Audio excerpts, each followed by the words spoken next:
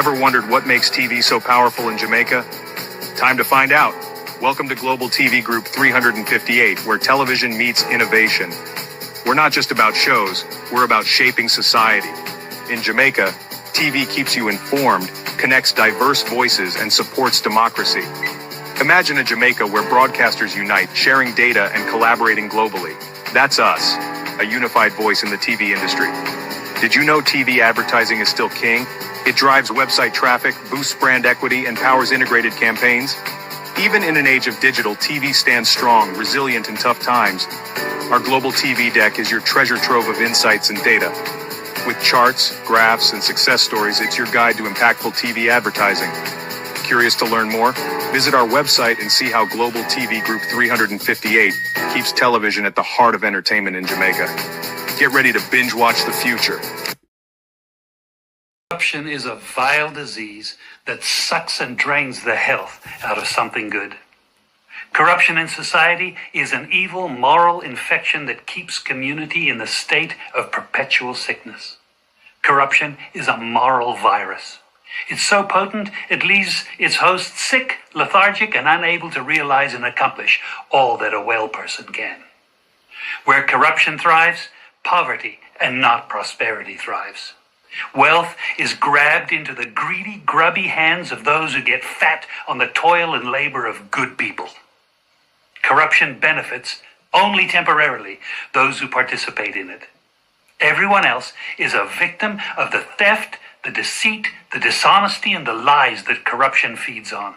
You need to know that a corrupt person is stealing from you. Corruption is filthy work and despicable acts of treachery done under the table and behind closed doors. Corruption is a disgusting shame. Corruption keeps a nation back from true development and from progress. Wise investors steer clear of a corrupt environment. They would rather put their resources into a place where the playing field of opportunity is equal for all and not bent towards feeding the financial lust of corrupt, lying, cheating, thieving politicians and government officials. How many wonderful development projects have been lost because the investors didn't want to do business in a swamp of evil? When those great projects go to another nation or to some other place, we all lose. Believe me when I tell you that corruption steals from you, it steals from all of us. Corruption plunders the nation's wealth. Corrupt people compromise on truth, equity, and fairness, choosing instead to feed off the short-term benefits of crookedness, exploitation, and financial perversion. Corruption is not just a personal matter, it's a culture. It's a way of life, not just for individual people, but for companies, communities, governments, and nations. Corrupt nations, hiding behind large companies, will seek to invest in other weak nations in order to take over the assets of the nation that they've invested into. They will provide financial loans to a nation for the much-needed infrastructure, and they will do it with assets that they provide. They will sign contracts by lining the pockets of rotten government officials who participate in this kind of corruption and are then held hostage by their own deceit and greed. Corruption is nothing less than a form of theft and national robbery. A corrupt person steals from everyone in society.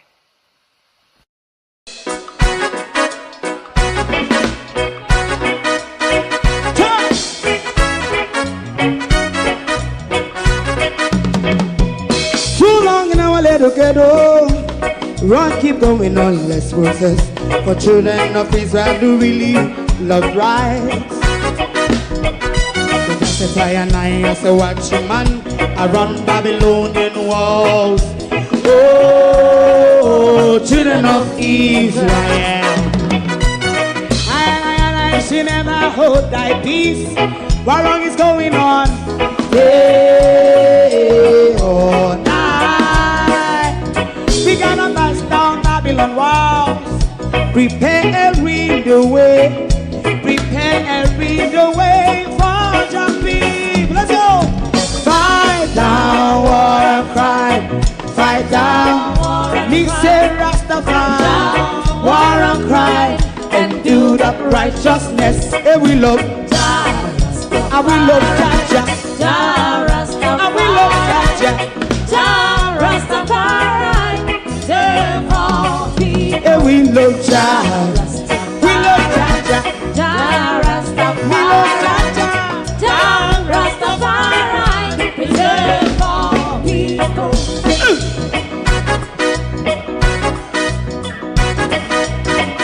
Put time away. Put time away again. Listen. Yeah. Just as I and I say, watch your man. I run Babylonian walls. Oh, children of Israel. I should never hold thy peace while we penalize. Hey, oh, night. We gonna bust down Babylon gates. Prepare every the way. Prepare every the way for Jah Rastafari. Fight down war and Fight down war and fight. Rastafari, war and crime, and build up righteousness. And we love Jah, and we love Jah. Jah And we love Jah. Jah Rastafari. Preserve all. And we love Jah. Jah Rastafari. Me love Jah. Jah Rastafari. Me love Jah. Jah Rastafari. Preserve all. Me love Jah. Jah Rastafari. Jah Rastafari. Rastafari. Jah Rastafari. Yeah, the next song is going to be the last song for tonight. And then DJ Twink.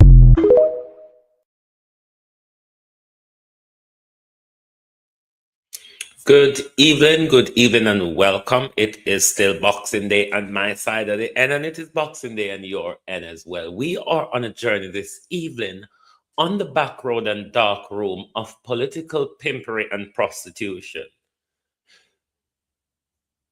Nigeria, Jamaica, giant of Africa, superpower of the Caribbean. They're all deeply wedged and meddled into geopolitics at the moment. You need to understand what is going on. You probably don't like geopolitics, but it is, though, important to all of what is going on now, because Nigeria and Jamaica have all sold us out again. Nigeria and Jamaica is taking us back into slavery.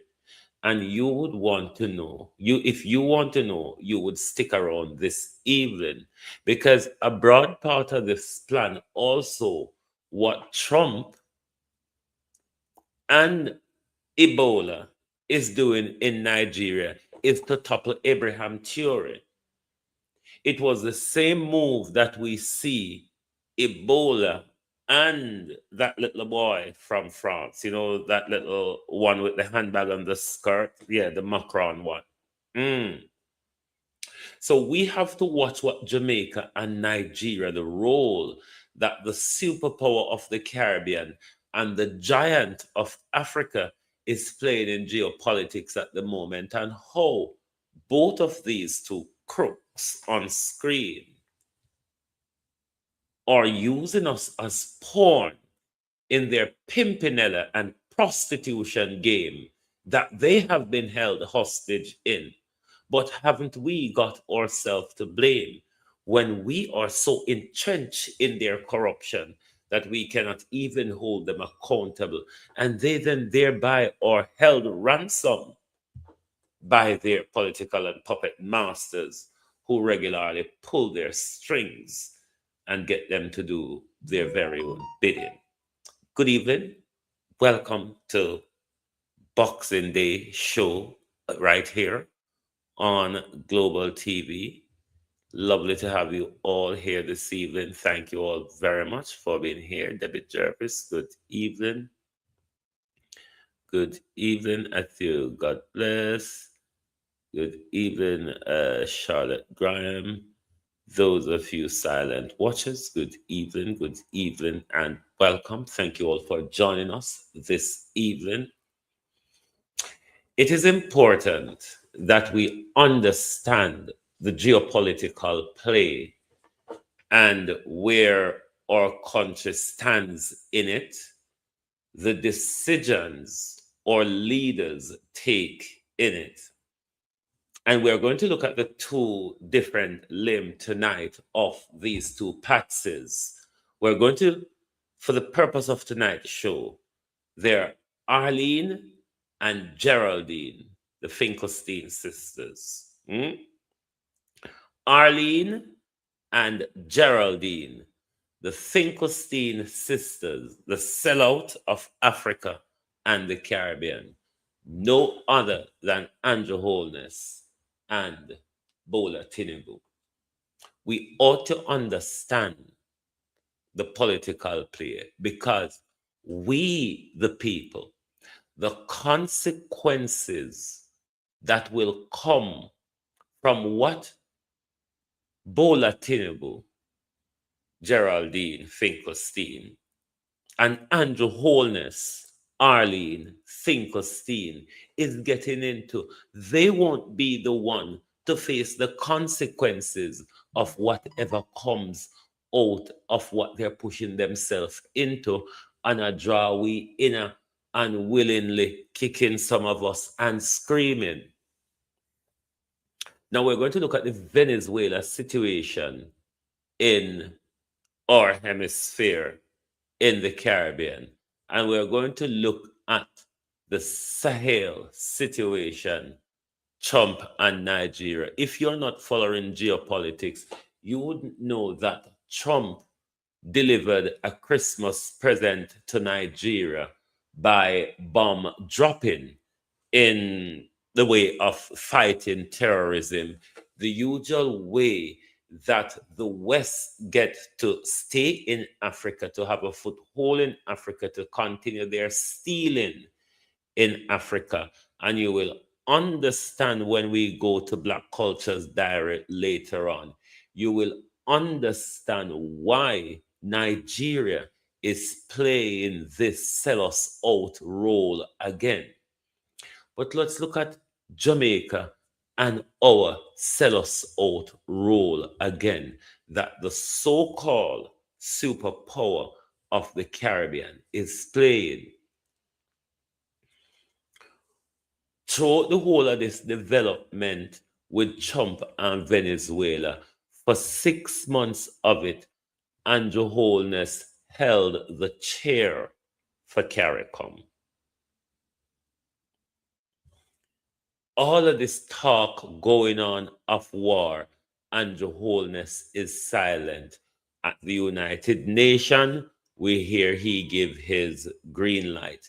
But in South Africa at the G20, he made it quite clear to us that he support the illegality of Trump's behavior. Andrew Holness regularly, Abina Sarkodie, how you do? Andrew Holness regularly as well get in between Trump and Venezuela. It happened in Trump's first term. It's happening now in Trump's second term. Who faced the consequences of that? Us, the Jamaica people, where Andrew Holness threw the Venezuela oil deal under the table, where we get and all of them something there. We face the consequences.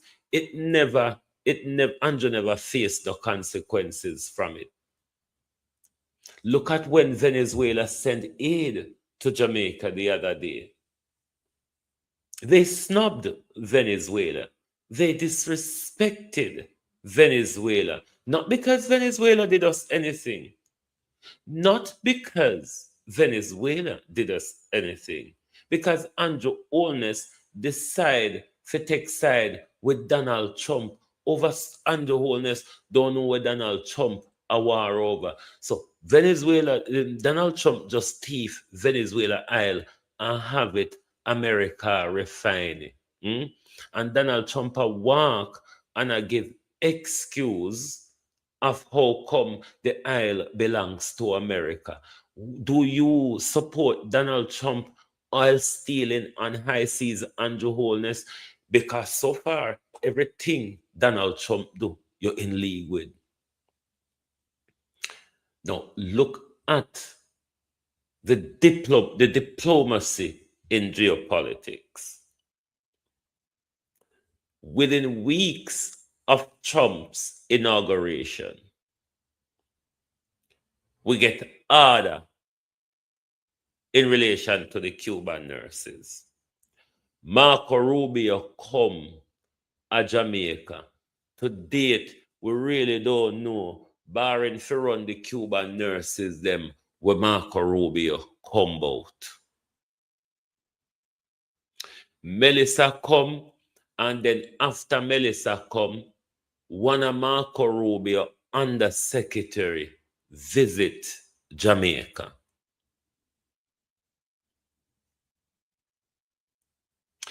After that, you have one of the undersecretary within the Department of War visits Jamaica. At the same time, while Trump is moving around in the region, just dropping bomb with Andrew Holness chair of CARICOM blessing. Do you understand when we say you must understand the role in geopolitics, the role your country and your leader play in geopolitics? Because when the effect come, whether be by a war, natural disaster, or whatever, or sanction, or whatever, you are the people. You, the people, are the ones to feel the brunt of it. Now, Nigeria, ever since we know, say, 3 countries, mainly Burkina Faso, Mali, and Niger, push out France and America from them country. They're setting a stage for freedom of Africa and the global world. They've established their own, they've become a confederation. The 3 countries become one, they become a confederation. President Goita, the president of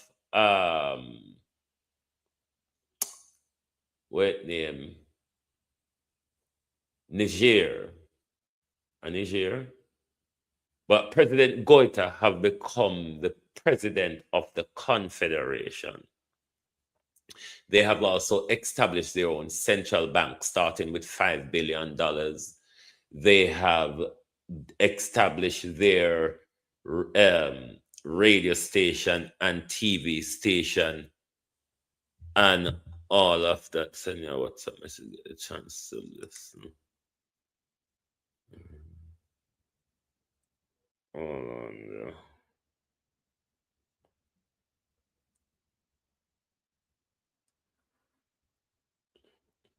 Hold on there. Ninja Man's letter to dance on.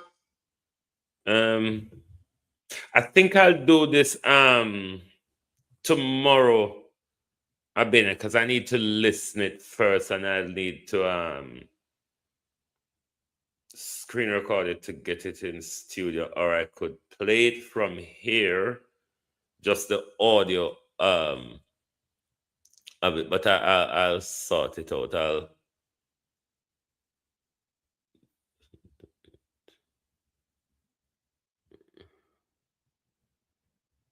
All right, I'll talk to you about that later. So they're doing a lot. They've established their own central bank, and if you're following Burkina Faso, especially, you see the rapid development going on in Burkina Faso. You know, they claim back their gold mines and all of their uranium mines and all of that. The big problem is they have kicked out France and America, their military base. They've taken back all of their mining wells and all of that. We see the other day when Benin made the attempt to free themselves, how Nigeria went in and stop it on behalf of France. Then earlier on before that, we hear Donald Trump threaten this idiot on screen say, because Muslim are kill Christian, he's going to intervene. But we're going to let Black Culture Diary explain it all to you in the geopolitical settings and the crookedness of these people. But all of what you see going on in Nigeria at the moment is targeted at Abraham Traore. This is a problem that is holding us back as Black people. We keep selling out each other. We keep cutting down each other. Nigeria have a vested interest in the Sahel, the three countries, the Sahel Alliance that has become a federation. Nigeria have a vested interest in them failing because their success is going to trigger an uprising in Nigeria. And they are afraid of that. They want to maintain the power and the stealing and all of them something there. Abraham Traore, President Goitan, I forget the other,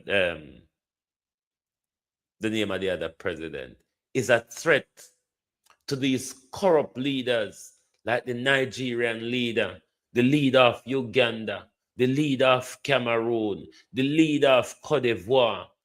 These corrupt people who wants to hold on to power for dear life, who want to continue to steal from us. And that's why I continue to say Nigerians and Jamaicans should shut up. Shut up and tone down on the voice when they not talk to the world, when they not talk to the rest of the Caribbean, when they not talk to the rest of the Africa. Shut up, because you are all being held hostage. You're all being held hostage. We've all been held hostage by our involvement in the political corruption of our political masters, because we don't have leaders, mind you. We've been held hostage. But let's go to Black Culture Diary and we'll come back on the other side. Is the United States spying over Nigeria? According to a new report by Reuters, the United States has been conducting intelligence gathering flights over large parts of Nigeria since late November.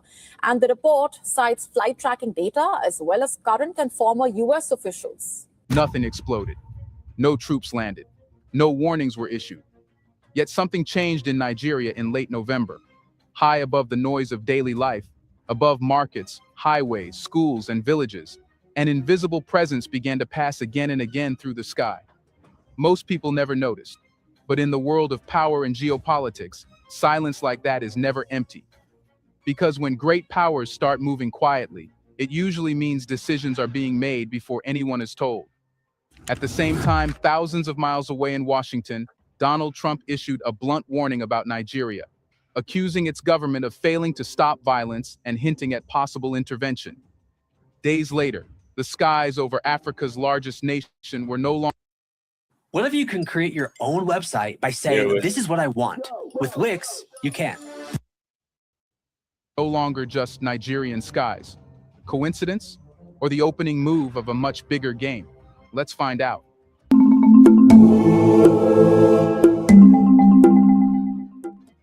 At first, nothing looked different. The skies over Nigeria were still blue. Planes still passed now and then, just like any other day. People still rushed through traffic in Lagos. Farmers still walked their fields in the north, and families still locked their doors a little tighter at night. Yet beneath that normality, something had shifted. Since late November, something unfamiliar had begun to trace long, quiet paths across Nigeria's airspace. Not once, not twice, but almost every day. No announcements were made, no flags were raised. But in geopolitics, the most important moves rarely come with noise. On the ground, Nigeria was already under strain. Armed groups were expanding their reach. Kidnappings had become routine. Entire highways were feared after sunset. In northern states, more than 300 school children had been abducted. shaking the country and reminding everyone how fragile security had become. President Bola Tinubu responded by declaring a security emergency, ordering mass recruitment into the army and police, and promising tougher action. It was an admission that the crisis was no longer isolated. It was national. And yet, while Nigerians focused on what they could see, attacks, fear, and political speeches, something else was unfolding above them, unseen. Quiet routes across the sky, looping patterns, long arcs that didn't fit the rhythm of commercial flights. To most eyes, it meant nothing. But to those who read power, it meant everything. Because the sky is not just space. They are territory. And when someone else starts moving through your territory without making a show of it, it signals that your problems are no longer just yours. What made this moment even heavier was what had just happened in Washington. In November, Donald Trump publicly accused Nigeria's government of failing to stop violence against Christian communities and warned that the United States might intervene if the situation did not improve. The words were sharp, direct, the kind of words that stick. Nigeria pushed back, saying the violence was complex, affecting both Muslims and Christians, driven by criminal and militant groups rather than a religious war. But once such a narrative is released by a US president, it does not simply fade. It becomes a lens through which everything else is judged. And then, almost immediately after those words, the quiet movements in the sky began. No one in Nigeria heard a speech announcing cooperation. No press conference spoke of joint missions. No headlines were saying foreign aircraft would now patrol Nigerian airspace. Just silence and patterns only visible on flight tracking screens thousands of miles away. That silence itself became the message. Because when powerful countries want to help, they usually say so. When they want to prepare, they usually don't. For ordinary Nigerians, life continued as usual. But for anyone watching carefully, the timing was too precise to ignore. Threats from Washington on one side, unexplained activity in the skies on the other hand. Two pieces of a puzzle that seemed to be sliding together. So the question at the heart of this story is simple and unsettling. What exactly started flying over Nigeria after Trump's warning? And who was really behind it? What started flying over Nigeria was not a Nigerian aircraft at all. It was American. Flight tracking data later revealed that a jet linked to the United States had begun sweeping across Nigerian airspace almost every day since late November. It did not take off from Abuja or Lagos. It rose from Accra, Ghana, crossed deep into Nigeria, traced long looping paths over multiple regions, and then quietly returned to base. Over and over again, like a patrol that did not want to be noticed. The aircraft was identified as a Gulfstream Vi, a long-range business jet, but one commonly modified for intelligence, surveillance, and reconnaissance missions. In military form, it becomes a flying command post, packed with equipment to intercept communications, monitor electronic signals, track movements on the ground, and map activity across vast areas. This is not a plane you use to look out of the window. It is a plane you use to listen. And it was being operated by Tenax Aerospace, a Mississippi-based company known for providing special mission aircraft and working closely with the US military. Not an airline, not a humanitarian group. A contractor whose business is flying when governments want eyes in the sky without putting official military markings on the tail. That detail matters. Because when surveillance is outsourced like this, it gives governments room to act without formally announcing anything. It creates distance, plausible deniability. But the mission remains the same: collect intelligence. Even more telling was where the jet came from before it reached Ghana. Flight data showed it had been at MacDill Air Force Base in Florida earlier in November, the headquarters of U.S. Special Operations Command. From there, it flew to Accra on November 24th. Days later, the Nigerian overflights began. That is not how random travel looks. That is how assets are repositioned. Accra itself is not just a friendly capital. Analysts describe it as a known hub for U.S. military logistics in West Africa. Quiet, stable, cooperative. A place where aircraft can operate without drawing attention, while still reaching deep into the region. From Ghana, Nigeria's vast airspace becomes easily accessible. Yet despite all this, there was no official announcement from Washington. No statement from Abuja welcoming cooperation. No public explanation of why a US-linked surveillance aircraft was now flying regular routes over Africa's largest country. When asked, U.S. officials acknowledged the flights but refused to give details, citing diplomatic sensitivity. TNX Aerospace did not respond to requests for comment. Nigerian military spokespeople stayed silent. I dare you to let me build you a completely free e-commerce store. That silence was almost louder than any statement could have been. Because if this were routine counterinsurgency support, it would normally be showcased as a partnership. If it were training, it would be public. If it were humanitarian, it would be advertised. But this was none of those. This was quiet, technical, and deliberately low profile. And that raises the obvious question. If the US suddenly moved a surveillance jet from its special operations base to Ghana and began near-daily intelligence flights over Nigeria, what exactly changed in the region that made rebuilding these eyes in the sky so urgent? What changed was that the United States lost its main window into West Africa. Last year, Niger ordered American troops to leave a major desert air base that had served as a cornerstone of US surveillance across the Sahel.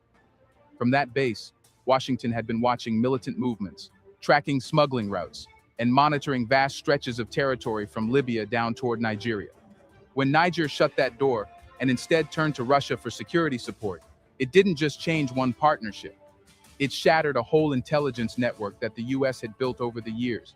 Suddenly, Washington was blind in a region that matters deeply to its counterinsurgency strategy. And when great powers lose visibility, they don't accept it. They rebuild. That is why Ghana became critical. And that is why Nigeria moved into focus. Africa's most populous country sits right at the center of West Africa, bordering unstable regions, facing active insurgencies, and connecting the Sahel to the Gulf of Guinea. If you want to regain eyes over this part of the continent, Nigeria's skies are the perfect place to start. US officials, speaking to Reuters, gave their official explanation.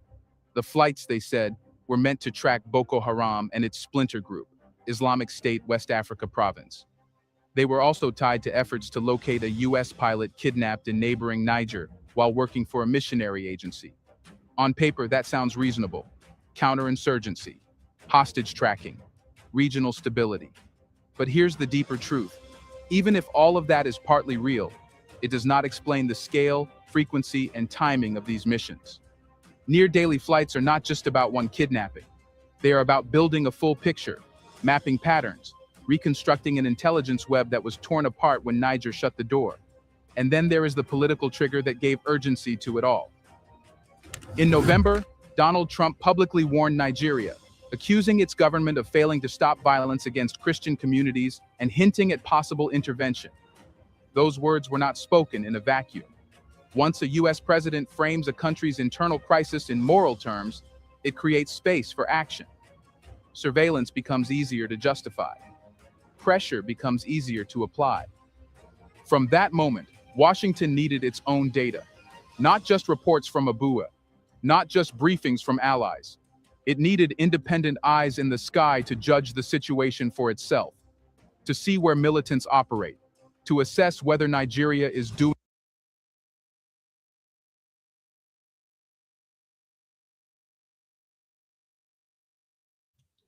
I thought so too. And I'm losing patience with President Mahama as a Pan-Africanist. As a Pan-Africanist, I expect him to go the Sahel route. I mean, have you all taken note of what is going on in Namibia? Huh? A Pan-Africanist like John Mahama, Ghana does not need American military on their soil. The more you remove Western military base from Africa, Africa will have elbow room to develop. It's the Western military that are there funding these terror groups to give them excuse to stay in Africa and steal. We need to get these people out of our continent. Enough to decide what comes next. Nigeria, for its part, rejected the idea that the violence is a simple religious conflict. Abuja has consistently said that both Muslims and Christians are targeted by armed groups, and that the crisis is driven by criminal gangs, insurgents, and local conflicts, not a war on one faith. But once a powerful country locks onto a narrative, facts alone rarely loosen its grip. So the flights serve two purposes at once. Militarily, they rebuild the US intelligence reach after the loss of Niger. Politically, they give Washington leverage, its own version of reality over Nigeria's security situation, which leads to the most sensitive part of this story. Because for flights like these to happen so frequently over Nigeria, one question cannot be avoided. Did Nigeria agree to let them happen? Let's pause for a second to say, big thank you to the Black Culture Diary community, where Black voices, stories, and legacies are preserved and amplified. By becoming a member, you're not just supporting the channel, you're becoming part of a powerful cultural movement. Let's continue. Yes, Nigeria did agree, but quietly, and at a moment of deep vulnerability. According to a Nigerian security source cited by Reuters, on November 20th, Nigeria's National Security Advisor, Nuhu Ribadu, met with U.S. Defense Secretary Pete Hegseth. In that meeting, the United States agreed to deploy air assets for intelligence gathering. In plain terms, that means these surveillance flights over Nigeria are not happening in secret defiance of Abuja. They are happening with their consent. But consent in geopolitics is never just a signature. It depends on who is asking and how desperate the other side is. At the time of that meeting, Nigeria was under intense pressure. Armed attacks were escalating. Kidnappings had reached shocking levels. School children were being taken in mass abductions that horrified the country. Highways were no longer safe. This is how France and America sponsor terrorism when they want to get into your country. ISIS, ISR, whatever they call it, was sponsored by Israel. Boko Haram is sponsored by France. America trained, supply weapons, and fund Al-Qaeda. So when America and France want to fight in terrorism in Africa and the Middle East, they create their own terror organization and then paint the media narrative, and it gives them the okay to come in your country, come drop bomb. Oh, don't know learn about America and France and Britain? Tell them say it's important to understand geopolitics because to say our leaders are porn. No porn. They might use West porn, but they are the pimps and the prostitutes in this geopolitics game. What happens if you give ChatGPT and an AI agent the same question? I tested it and the results. Communities were begging for protection. President Bola Tinubu had just declared a security emergency, ordering mass recruitment into the army and police. It was a public admission that the state was struggling to contain the crisis. In moments like this, governments look for help wherever they can find it. And when a superpower offers intelligence, technology, and surveillance, it is hard to refuse, especially when that same superpower has just issued public warnings about possible intervention. So yes, Nigeria may have opened its skies, but it did so from a position of weakness, not strength. U.S. officials later confirmed the aircraft had been flying over Nigeria, but refused to give details, citing diplomatic sensitivity. The Pentagon said it had held productive meetings with Nigeria after Trump's comments, but declined to discuss intelligence activities. Nigerian military spokespeople did not respond to requests for comment. Ghana's defense officials also stayed silent. Everyone involved chose their words carefully, or chose not to speak at all. And that silence tells you something important. Because when cooperation is truly equal, it is often celebrated. Joint statements are issued, press conferences are held, partnerships are highlighted. But when cooperation shifts power in uncomfortable ways, it tends to be wrapped in quiet language and anonymity. For Nigeria, allowing foreign surveillance in its skies carries real risks. Once another country starts collecting its own intelligence inside your borders, it no longer depends on your reports. It can judge your performance. It can identify your weaknesses. It can decide where you are failing. and then use that assessment to justify pressure, conditions, or deeper involvement. And this is happening at a time when Nigeria's crisis is already being framed from abroad in moral terms. Trump's narrative of religious violence gives Washington a reason to say, "We are watching because we must, because someone has to." That is how leverage is built, not through one big dramatic move, but through a series of quiet permissions that slowly change who holds the upper hand. Which brings us to the larger picture. Because this is not just about helping Nigeria fight militants, it is also about what the United States lost in the region and what it is now trying to rebuild. So the real question is, beyond Nigeria's crisis, what bigger strategic game are these flights part of? Here's a reminder to please like and share the video, and subscribe to our channel to watch more videos on Black culture, history, civilization, and identity.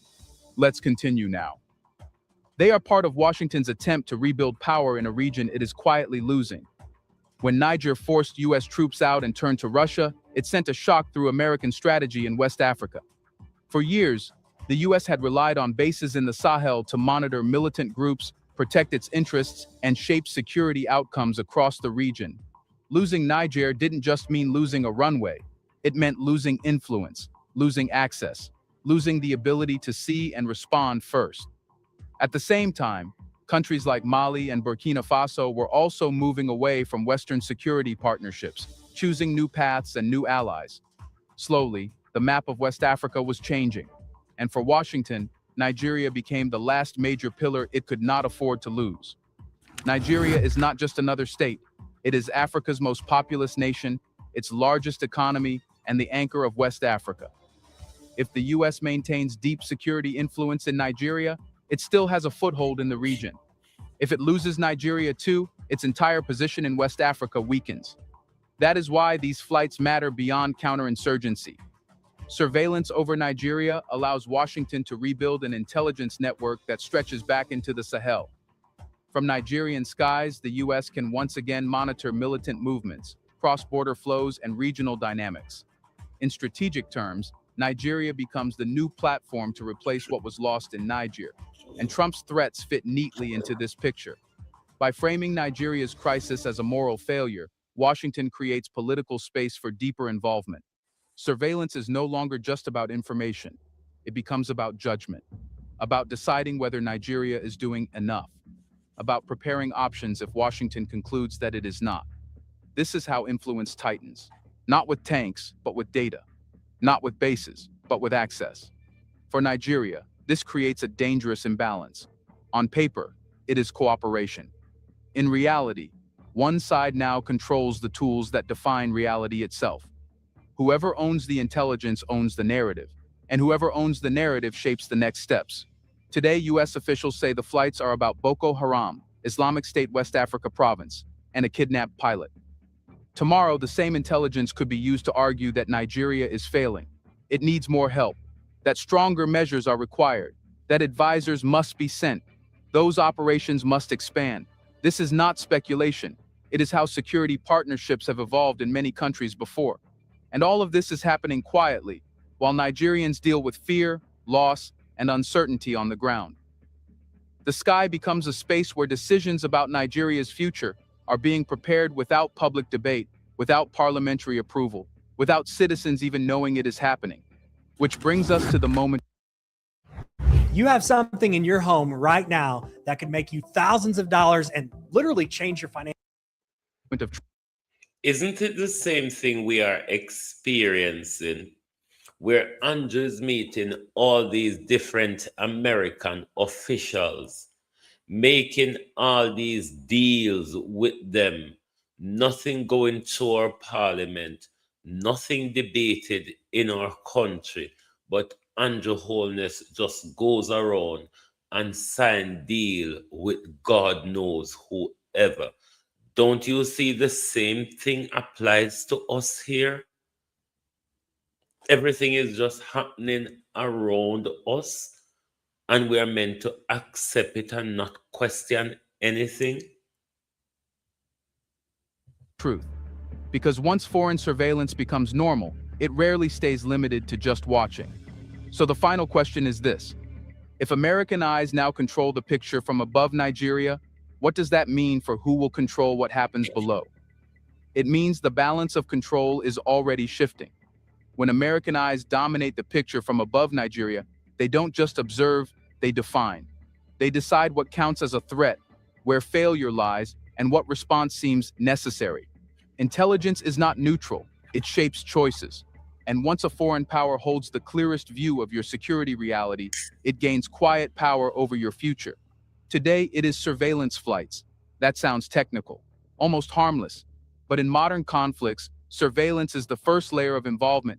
It comes before advisors, before training missions, before special forces, before permanent facilities. Each step is justified by the data collected in the step before it. This is how presence grows without ever needing a dramatic announcement. For Nigeria, the risk is not just that foreign aircraft are in its skies. The risk is that its crisis is being interpreted through a lens built in Washington. Trump's framing of Nigeria as failing to protect Christians gives the US a moral storyline. The intelligence flights give it the evidence it needs to argue its case. Together, they create pressure, subtle but powerful. And once that pressure exists, choice is narrow. If Nigeria resists deeper involvement later, it can be accused of hiding something. If it accepts more help, it moves further into dependence. Either way, control slowly slips. This is happening at a moment when Nigeria is vulnerable. Its security forces are stretched, its people are exhausted, its leadership is under pressure to show results.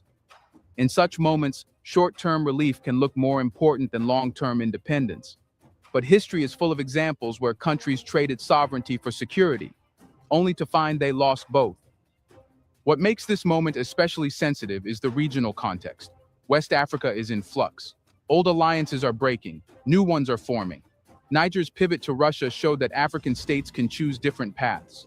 But it also showed that when they do, great powers don't retreat, they reposition. Nigeria now appears to be where Washington is repositioning. And once Nigeria becomes the new anchor for US intelligence in the region, it is no longer just dealing with its own problems. It becomes part of a wider strategic contest between global powers. Its internal crisis becomes a stage on which others pursue their interests. The planes will keep flying because they serve too many purposes to stop. They rebuild the US reach, they collect leverage, they prepare options, and all of it happens far above public view, while ordinary Nigerians struggle with fear on the ground. This does not mean intervention is inevitable, but it does mean the conditions for pressure are being quietly assembled. So Nigeria stands at a silent crossroads. It can treat these flights as temporary help, or it can recognize them as the opening move of a deeper involvement that will be harder to reverse the longer it continues. Because once foreign powers grow comfortable in your skies, they rarely stay satisfied with just watching. So the final question Nigeria must confront is this: will these eyes in the sky fade away once security improves, or are they the first sign that Nigeria's future is about to be shaped by someone else? Let us know in the comment section, what do you think about this? Do you want to watch more videos like this one? If so, subscribe to our channel. I'm sure you've seen the pattern. Debbie Jervis, how you do? Welcome. I'm sure you've seen the pattern. Nigeria is unable to deal with its own security to the point where on Christmas Day, can you imagine? On Christmas Day is when Donald Trump decided to start bombing so-called terrorists in Nigeria. Yeah, I kid you not. It happened on Christmas Day. What a present, Bola Tinubu. But Bola Tinubu, who went in on the order of France to stop a revolution in Benin, cannot handle their own security in his country, so Donald Trump have to come in and start bombing.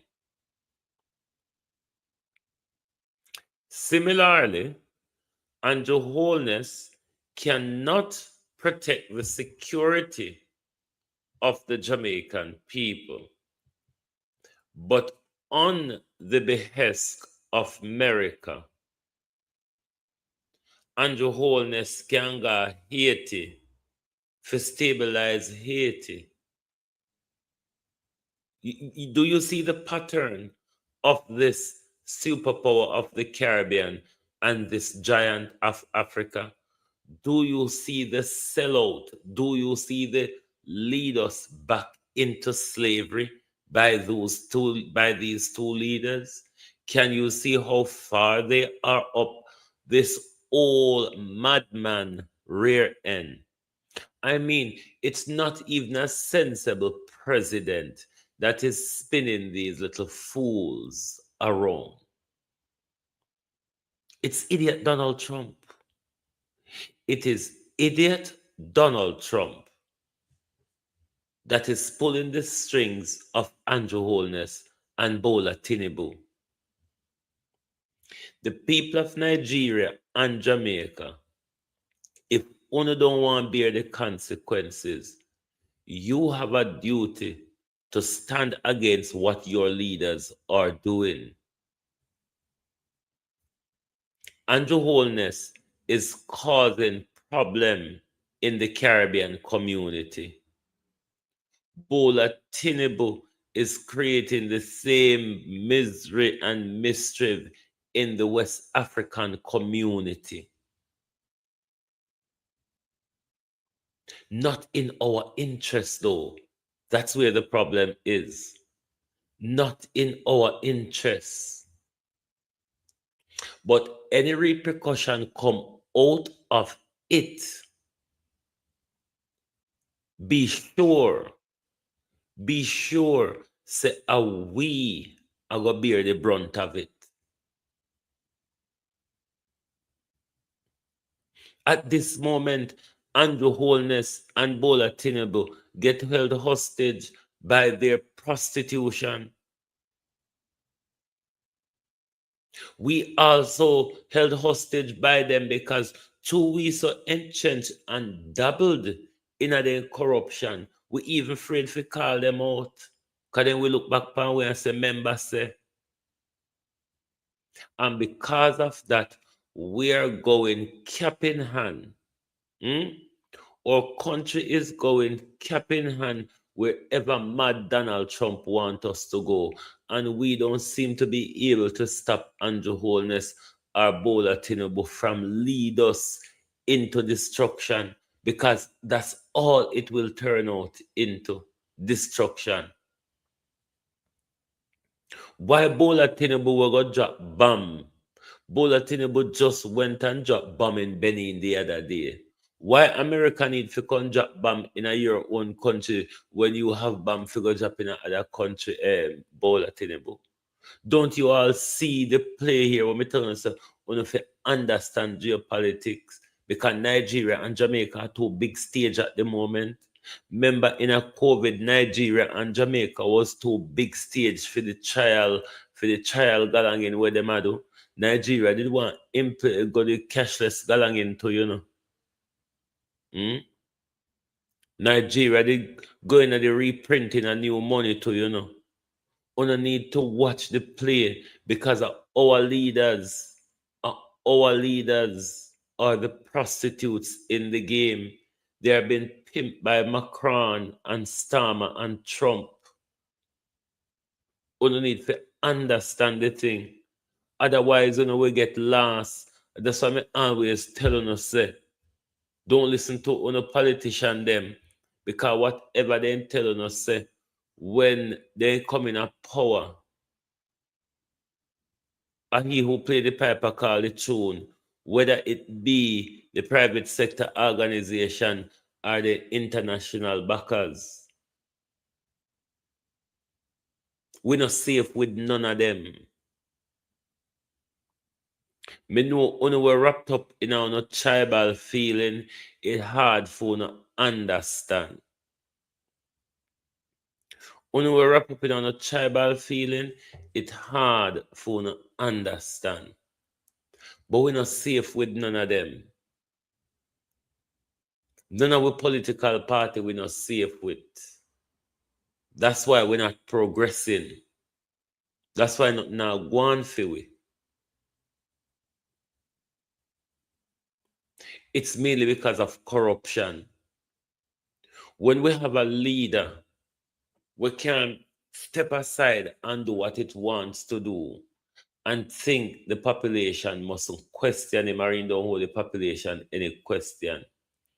It's because that leader know that we have become as corrupt as them, that them can carry out these behaviors in broad daylight without expect to face questions.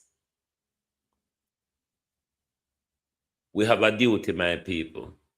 We have a duty to protect what was passed down to us.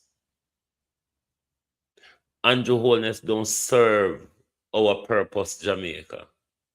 I mean, a vast sector of us knew that before the election. How he got back there is very, very questionable. Very questionable. But the broader picture, Andrew not serving with interest. There's a lot happening at the moment outside of Melissa, where Andrew is getting away with because everybody focused on Melissa. But all of the geopolitical peddling and the peddling where Andrew are doing Donald Trump for the war in the region, which is going to create an almighty inflation and probably other things for us.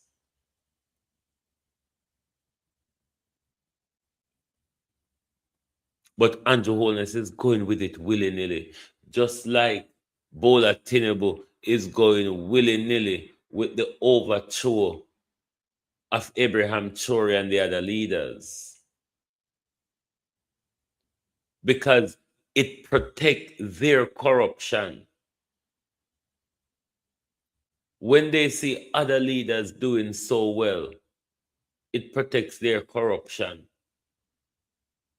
Nigeria is not in the G20, but still it claims it's the biggest economy in Africa. The people of Nigeria are running away to South Africa to look for jobs. And Nigeria still attack the nonsense them. Nigeria still attack the nonsense. Nigerians still believe in the nonsense. Jamaicans are fair run away to the other Caribbean countries to do the same tourism work and get better pay. But Jamaicans still are roll up their shoulder and attack about superpower of the Caribbean. Do you understand how bullshit both of us Nigerians and both of us Jamaicans sound? When we just praise corruption, because that's all we're doing, praising corruption. Because our leader them just stay there get rich, like Andrew Holness and the criminal drug dealing Bola Tinubu. We cannot follow these people to our detriment, my peeps. We cannot follow these people to our detriment. We can't make Andrew Holness and Bola Tinubu too make decision for a whole nation. We cannot go back into slavery like that with them. We just cannot. So the quicker the people of Nigeria and the people of Jamaica see what your leaders are doing and see that nothing that your leader is doing is within your interests, you will wake up to try and stop them. Because if you don't, the consequences will be yours. And it won't be a nice one. It won't be a nice one. If you don't wake up and stop Andrew Holness and Bola Tinubu and stop the nonsense about giant of African superpower of the Caribbean, because your country economy does not reflect it. The social status of the people in your country does not reflect it. So no stop the idiotness and wake up to see that you are being held hostage by corruption. Wake up to see that you've been held hostage by corruption. And we need to work our way out of it. Because if you think that our crooked criminal politicians are going to change the system at all or anytime soon, something that adversely benefit them. You think they have any interest or they would put any effort into changing the way the system is, something that benefits them, something that allows them to get rich overnight? We need to wake up. We need to wake up and understand what is happening around us. It is our lack of knowledge that they strive on. It is our silence that gives them strength and bravery to continue right in front of our very eye, shamelessly. In the case of Andrew Holness, shamelessly, he gets on with his crookedness. Look at the disgraceful way that Andrew Holness is handling this disaster. Look at how Andrew Holness have scooped money left, right, and center. And up until now, they cannot tell us how they're going to spend the money. Because the last we know, Dana said, we don't touch it because we don't know how to do it. We don't know what we're going to do with it. Pernell Talks come tell us and spend $220 million by food. The country's yet to see the food.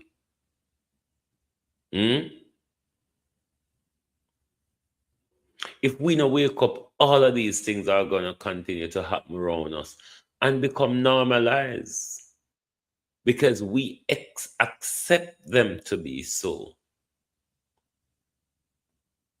We think when these politicians do what the government is doing in Melissa is below the bare minimum. What the government has done during the whole last 2 months, the government has performed below the bare minimum.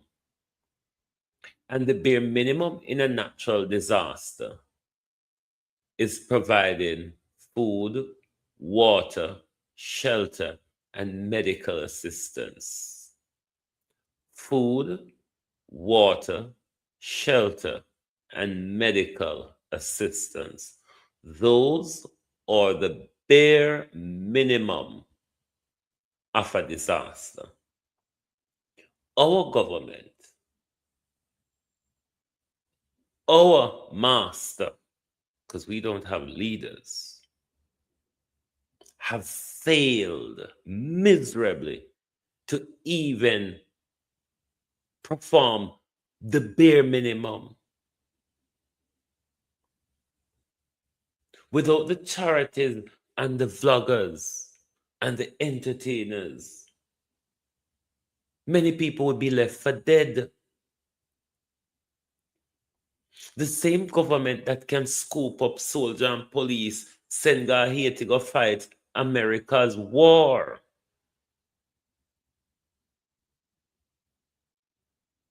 The same government who couldn't get to dead body and people who've been marooned.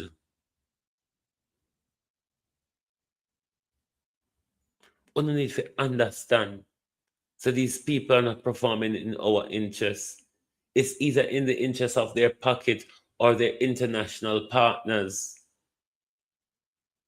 They're not there in our interests. That's why I emphasize on us understanding governance. That's why I emphasize on not selling your vote.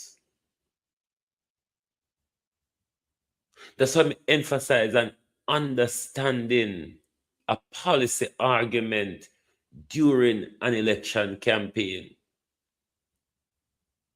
That's why I want you to understand being involved with your member of parliament and your councillor after they've been elected, drop the preferential, say, are the PNP elected, some as a Labour right now, going in office. Drop that.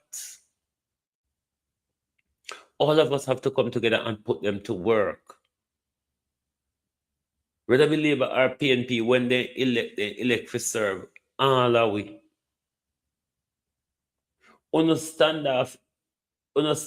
behavior until you get phone chosen politician, you will suffer through this thing happening in our constituency and community, and refuse to approach a politician about it because it's the politician of the other persuasion. If we don't break away these nonsense, if we don't break these away, our politician will continue to feed on those in order not to perform. But if we, both JLP and PNP, hold them accountable and put them to work, they will have to do something. But if both of us, JLP and PNP, sit down for 5 years or 2 years squabbling over them, we forget all of what they should have done. And by the time them come around with the euphoria and little food, the little money, and the little drink, we forget that they never do anything. And we give them back power again to do nothing again. Do you understand how responsible we are and how, because of that, we are being trapped by our involvement in their corruption through our tribalism? We need to wake up. We need to wake up, because if we don't, a whole nother generation will be lost. If we don't wake up, a whole nother generation will be lost. Get out of the tiny Jamaica mindset. Engage the world that we live in. Have an interest in geopolitics. Me telling us that geopolitics is a web. Something will happen on one end of the planet can affect your pocket, your lifestyle, your health, your life. Look at the pandemic. It start wherever it start, and it get to wherever it get to. Look at when there's a war and it affect oil price, whether be oil shortage. Hold on there. Sorry. Whether be oil shortage or oil price going up, or inflation or food price because of a war or a disaster or whatever. It's all affect us. So we cannot mentally focus. Sorry, my nose a bun there. We cannot mentally focus upon we little zone when the whole our we're engaged with is much broader than that. If you understand geopolitics, you would understand the shadiness of Andrew Holness right now.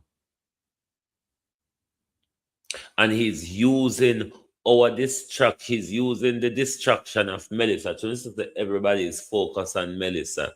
He can get to run around and do all of this madness that we are not focusing on. But Andrew may have whole heap of eyes. And we still want to know what the War Department was doing in Jamaica. We still want to know what Bill Clinton was doing in Jamaica. We still want to know what the Foreign Office, the two visits from the Foreign Office from Marco Rubio and from Marco Rubio Undersecretary. We still want to know the purpose of those visits. Because while we are distracted, you're getting in a lot of wrangle with the Americans, and we're not being told anything.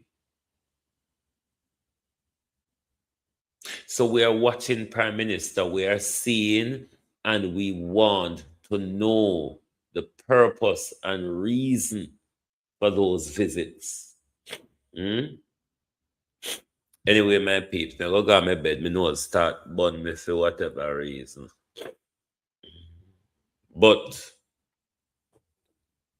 we will continue to hold you accountable. We're not going to let Andrew Holness lead us into war. Our next thing, Andrew Holness and Donald Trump make up argument, say terrorists in a Jamaica and talk drop bomb power. Nigeria, how far this bomb dropping in Nigeria is going to go? How far is this bomb dropping going to go? Our leaders are being held hostage by their greed. Our leaders are being held hostage by their greed. And their people are being held hostage by handouts. We need a different direction, my people. Marcus Garvey told us, unite or perish. At this point, when it's also played in front of us, when it's also playing in front of us, we're still tearing apart than we're more coming together.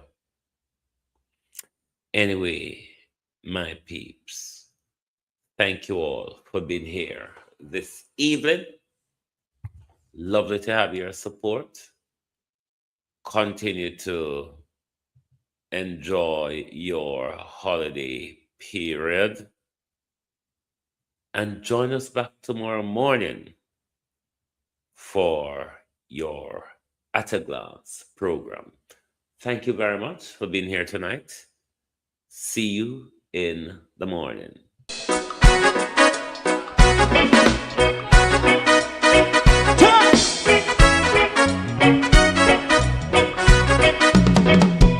Too long in our little ghetto, run keep going on less process. For children of Israel do really love right. So just as I and I as a watching man, I run Babylonian walls. Oh, children of Israel, I should never hold thy peace. What wrong is going on? Hey, oh.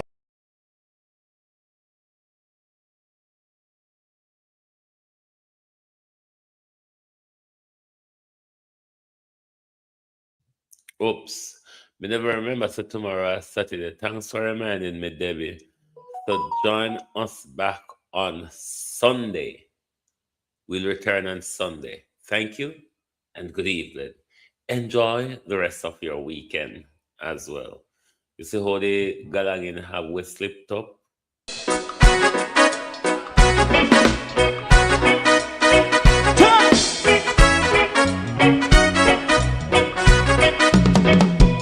Too long in our little ghetto, run keep going on less process.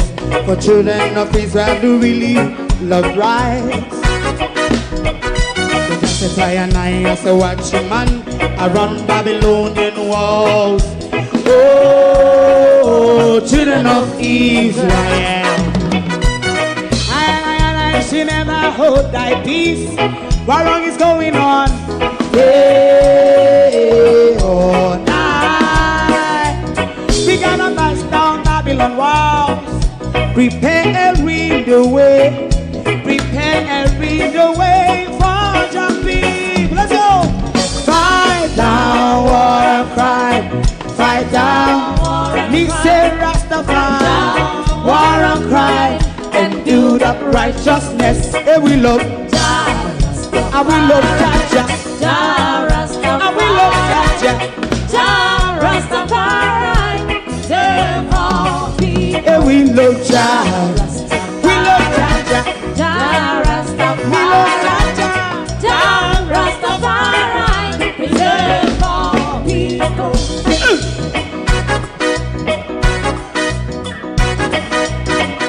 Put time away again.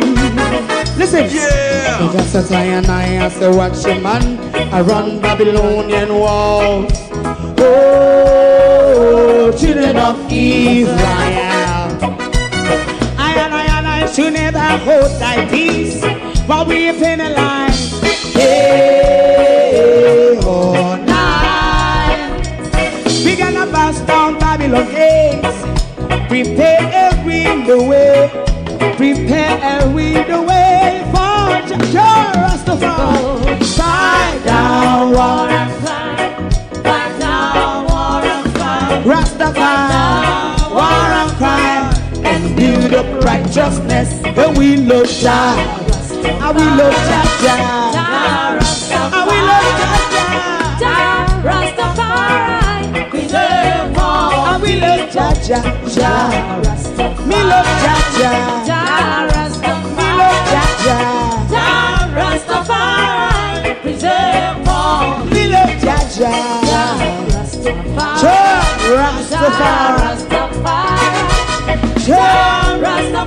Yeah, the next song is going to be the last song for tonight, and then. If you don't like missing out on the latest shows but still enjoy classic hits, then Global TV Group 358 is your perfect match. Global TV Group 358 isn't just another channel, it's your ultimate TV experience. From breaking news to binge-worthy dramas and timeless classics, we've got it all. Our unique blend of original content and global favorites means there's something for everyone. And guess what? With GTVG's seamless streaming, you can watch anywhere, anytime. Plus, our interactive features let you be part of the action. So, whether you're a seasoned binge watcher or a casual viewer, Global TV Group 358 is here to keep you entertained day and night. Don't just watch TV, experience it with Global TV Group 358. Subscribe now and never miss a moment.